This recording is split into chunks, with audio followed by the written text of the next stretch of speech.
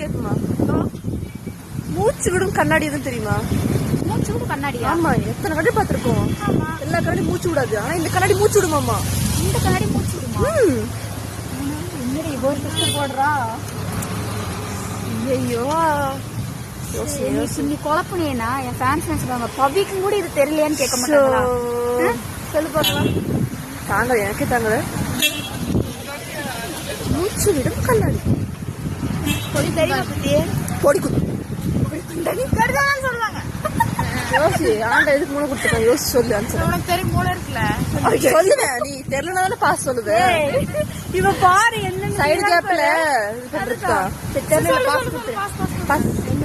மூக்கு கண்ணாடி தான், மூச்சு விடுவோம்ல. கூலிங் கிளாஸா?